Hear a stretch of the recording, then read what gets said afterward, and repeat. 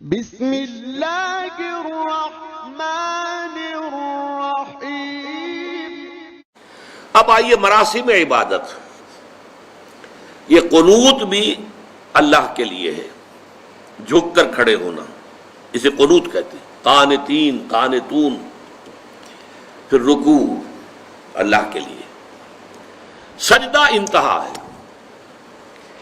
اس لیے کہ اس میں تو انسان جو ہے اپنے جسم میں جو اعلیٰ ترین حصہ ہے یہ پیشانی، یہ جب زمین پر ٹیک دیتا ہے اپنے پروردگار کے حضور میں تو گویا کہ اپنی انانیت کی نفی مطلق ہو گئی۔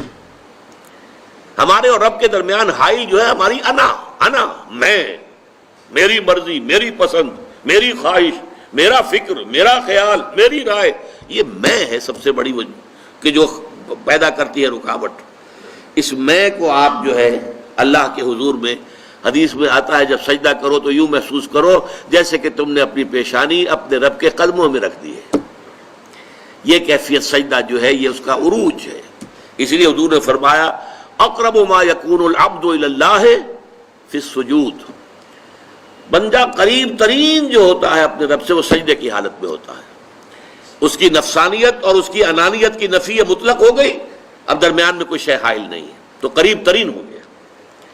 یہ سجدہ جو ہے یہ سابقہ شریعتوں میں سجدہ تعظیمی کی حیثیت سے جائز تھا۔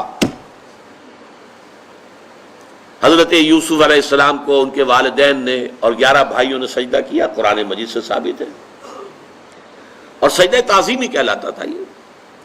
لیکن شریعت محمدی میں آ کر توحید کی جو تکمیل ہوئی ہے اس کا ایک مظہر یہ ہے کہ سجدہ کسی کے لیے نہیں ہے سوائے اللہ کے۔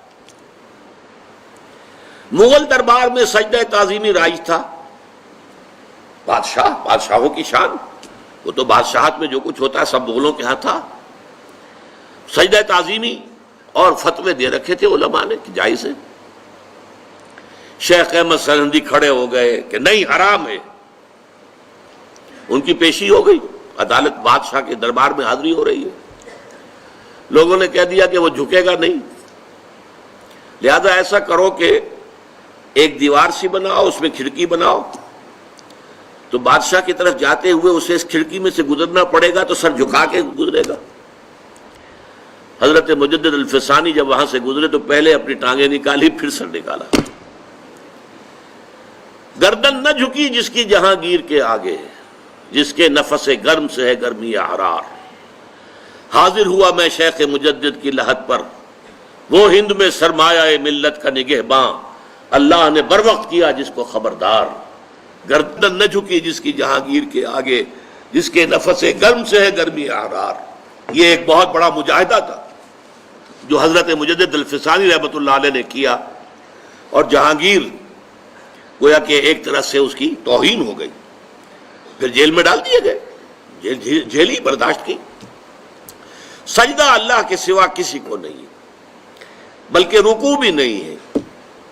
اور اب تو یہ کہ جھکنے سے بھی ہمیں روک دیا گیا ہے، اگرچہ ایک تھوڑا سا تو ہوتا ہے، کوئی آپ کے بزرگ آئے ہیں تو ان سے ملتے ہوئے خود بخود انوالنٹریلی، آپ کا ارادہ نہیں ہوتا تب بھی کوئی تھوڑا سا انسان جھکتا ہے، بس اس کو معاف کیا جا سکتا ہے۔